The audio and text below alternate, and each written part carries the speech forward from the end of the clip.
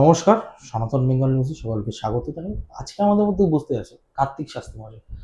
কার্তিক বাবু, আজকাল তো চাকরিজীবী লোকজন বেশি, চাকরিতে অনেকে যাচ্ছে, কিন্তু তার জন্য সিনিয়র তাদের কাছে বকা ঝাঁকা এসব খেতে হচ্ছে। সে যতই কাজ করুক, নিজের 100% দিয়ে দিক, চাকরিজীবী যারা করে তারা জানে, তা সত্ত্বেও তাদের সিনিয়রের কাছে তাদেরকে ঝাড় খেতে হচ্ছে।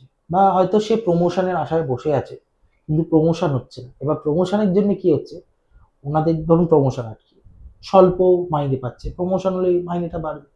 সেটার জন্য হয়তো পারিবারিক বিষয়েও ঝামেলা লাগতে পারে, সাংসারিক দিক দিয়ে বা বাড়ির দিক থেকে, যে কোনো দিক থেকে। তো এর কি কোনো উপায় আছে? চাকরিতে অহেতুক ঝঞ্ঝাট বা চাকরির জায়গাতে আপনার সিনিয়র কাছ থেকে যথেষ্ট রেসপেক্ট পাচ্ছেন না, বা কথা কথা সিনিয়র আপনাকে অপমান করছে, প্রমোশন হচ্ছে না, এগুলো নিজস্ব কুষ্টি বিচারের একটা প্রয়োজন আছে। তাও আপনাদের একটা আমি টোটকা বলে দিচ্ছি, আশা করি এতে অনেকটা উপকার পাবেন। যে পূর্ণিমার দিন থেকে শুরু করতে হবে। যদি আপনার বাড়িতে গণেশের মূর্তি থাকে তাহলে বাড়িতেই করবেন, আর যদি না থাকে তাহলে আপনারা যে কোনো গণেশ মন্দিরে গিয়ে এই কাজটি করুন। এটা শুরু করতে হবে যে কোনো পূর্ণিমার দিন থেকে।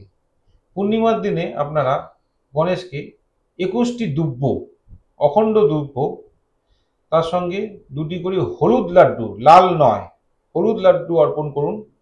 সঙ্গে একটি হলুদ সুতো গণেশের পায়ে নিবেদন করে আপনাদের মনোবাঞ্ছনা বলুন।